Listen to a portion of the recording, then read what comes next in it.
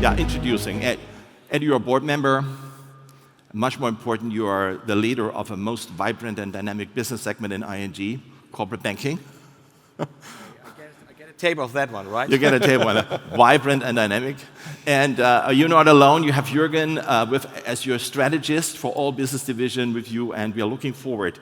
Let us start with a retro. I mean, we're pretty young here in that room, so not everybody is aware of the 25 years of history and the milestones. And let's start with that, and let me give you this page for that. Thank you.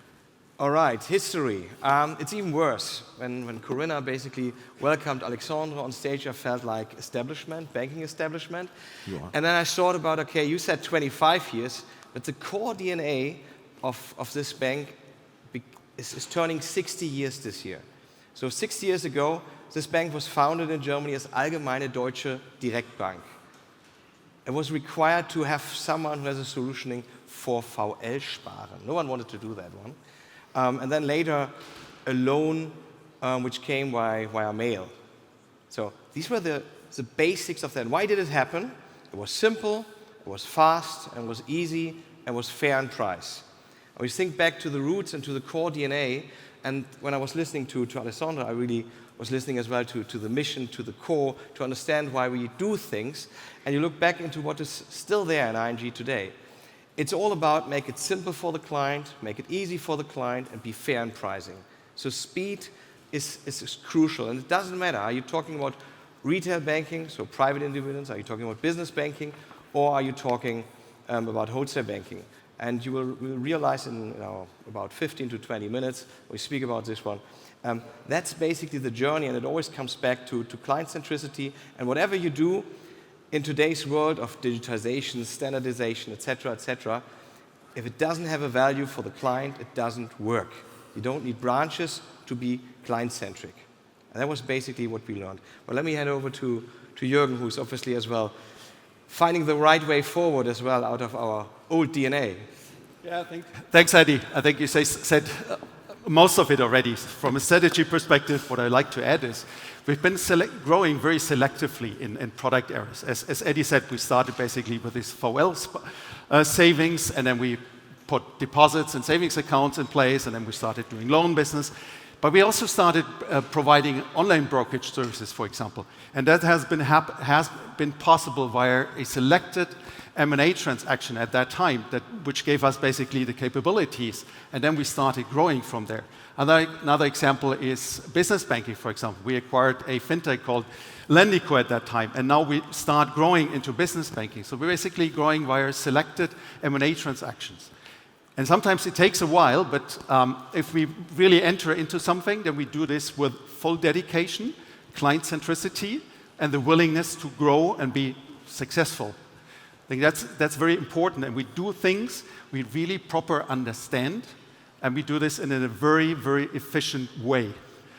And we're basically obsessed by the fact that we want to improve processes for each and every product, service, and client relation.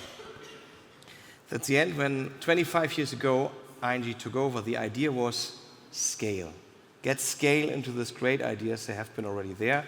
And obviously add products. They have been already proven by acquisition. And that's what is ING today. Basically in the past, when you look there, Hans. Let me ask one question. How did you get this endurance? Let's zoom back. When ING was taken over, there was Advanced Bank. Some may recall, I think Allianz Group did one. There was Bank 24, an exercise of Deutsche Bank. They brought it to life, and other attempts. So they all went away. And ING had many CEOs. They had Roland as a CEO, then Nick, and now Lars. So this seems to be something a little bit independent of people, because people are changing. So what is it that is driving this mindset you were just describing on growth? Be simple, be fast, be fair. And if you stick to that in a very, very disciplined way, it's regardless of people. The model itself works. Of course, how you implement, that's people. But the core DNA needs to stick there because it comes from client value.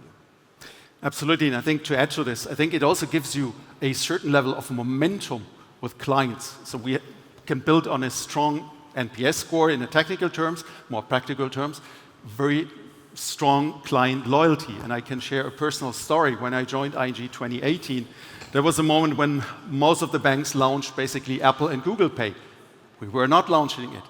And you would expect a lot of clients turning away, but what we saw, a lot of client petitions on the social media channel asking us, hey, why don't you deliver and why don't you provide us Apple Pay and Google Pay at that time?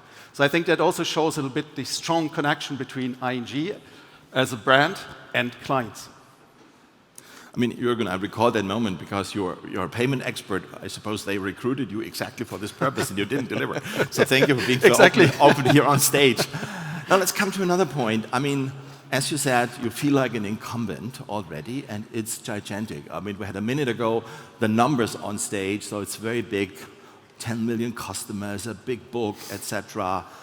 A huge organization. You're part of a large global group, multi-geo. So how do you stay in that growth mindset? How do you protect your catechism, the rules from corporate and others who always want to have a say and want to do something different? Okay, you need to be competitive. So we are now 18 years in a row most loved bank in Germany, which is a totally strange title, a loved bank anyway. But I can tell you the biggest fear we have is that at one point of time, someone is taking this away from us. We are having the app with the best score. We have the best NPS as well in corporate banking. So it is super crucial to compete and compare yourself all the time with others to differentiate as well. And again, for the client. And if you look into that changing market, now we see a lot of other banks landing here. We were referring to the airport, but the marketplace seems to be a huge airport for other banks landing in retail banking. We have seen JP Morgan, BBVA, others, Open Bank, started pre-COVID, stopped a little bit, might be stronger. So there is, how now in this different competitive environment, what's your recipe to even further grow? Not to stay, that's not the point, to further grow. I think a very important point is what Eddy said, be competitive and measure basically your NPS, but also your client satisfaction in certain process areas. I mean, you can look at this from a more holistic perspective and say, hey, we're perfectly fine. But what you need to do is you need to compare basically journey versus your competitors. And then you clearly see areas where you need to improve, and then you need to get it done. That's for me, key recipe. And again, I mean, there's a lot of players coming to the German market because the market is simply so huge. It's always, when we explain to our Dutch colleagues the German revenue pools, I mean, they're always very impressed by the size, and that gives also significant room to grow. Look, basic ingredients for growth. You need growth mindset. If you don't have it, you will never grow. So it's a killer if you don't have it.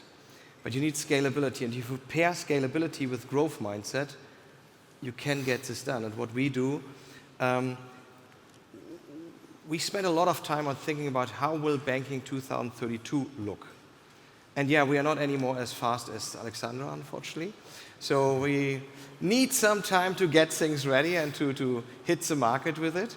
So we really spend a lot of time on how to be a champion in 2032. What makes clients happy 2032? And now we're starting to build this bank.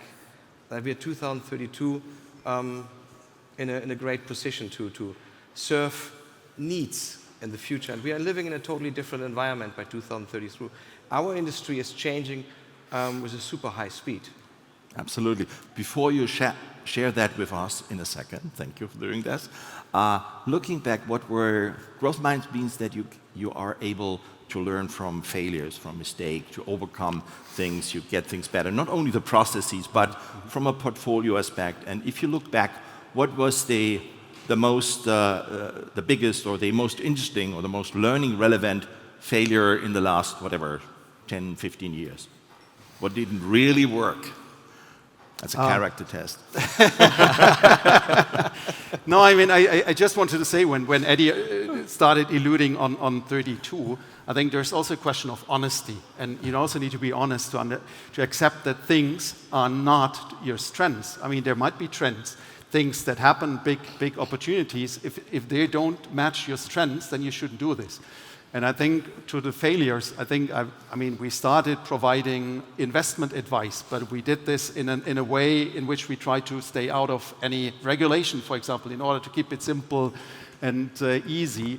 And we realized that's not gonna work, and we need to change the approach. And I think that's one of the strengths, is also to accept that something doesn't work and not keep on running this for a long time because someone is afraid to accept or to tell, hey, I underestimated some challenges here. So it's just about stopping things if they don't work. I mean, this is what fintechs do, and I think that's still in our DNA, and I hope we can keep that.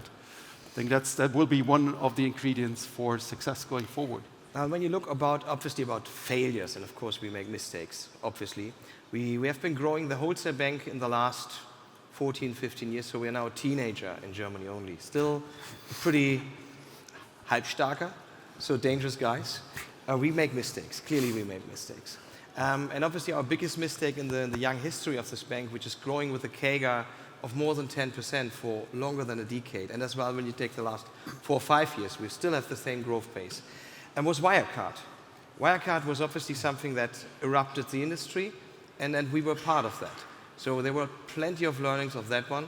And yes, we grew much faster from that failure, which was obviously expensive. But something like that need to make you stronger. So it's not about who did wrong, what did we wrong. Why could this happen? What did we always do? And that you need as a culture. Otherwise, you can suffer forever on your mistakes. I think that's a very interesting story. Another one is probably a couple of years ago already, you went with Amazon in a partnership on financing a certain segment in business. This was super exciting. What was the learning experience? This was completely new. Everybody said, Jesus Christ, they have courage doing this. So maybe you share a little bit, whoever was in the heat of the situation. No, I mean, first, what it helped is to understand and learn how credit processes work, how instant loan decisions work, and what's actually required in order to be successful on such a platform. But what we also learned, of course, is that risk appetite we have, and which is maybe required to be successful in such an environment, is not necessarily matching with each other. This is one thing. Second thing is you also need to accept that there's bigger partners in this world and smaller ones, and that you need to learn to deal with people with different, let's say, power environments or power situations. Yeah, thank you for that. And let's look to 32. I think you even brought a slide. We have another colorful slide, yeah. That's I think with many words, yeah. Yeah. No, I mean, 32. I mean, as Eddy said, we looked into the trends and how we think banking will look like in 32. So honest answer, we don't know, but there's a couple of things we of course know. Technology will be even more important. That is basically according to our strengths. So artificial intelligence, Gen AI, whatever kind of AI technology is related, that will play a significant role. That is going to be a challenge, but on the other hand, it's going to be a big opportunity for a direct bank, because that will help us to understand clients even better than a human being could ever do. But it also requires understanding of the technology, certain capabilities. So that's one thing we need to onboard and train in our own people in that technology. Coming with this, personalization plays a significant role. So there's much more about personalization. Again, something, if you put client in the center of your activities, that's also helping you a lot. There's also different demands from a client perspective. What we think is that there's more polarization across client segments, not only in terms of wealth. We see this in the political area, but if it comes to wealth, I mean, there will be a bigger gap between people having money and people needing in the need of money. So that's also driving potential revenue pools and areas you can be successful. And then, of course, there's shift in industries, which we need to cater for. And when you just see the market environment, just assume in the next 10 years Take, for example, transaction banking. It's almost for free and it's almost real time. So, okay, just think about how you make money. Definitely not by having too much cost. When you think about the transition, and yes, you still read the word green and sustainable behind me. Even before Corona, we had some big transitions, and we are clearly a financing specialist. So we love special situations like LNG terminals and fiber and renewables and so on, and obviously as well corporates.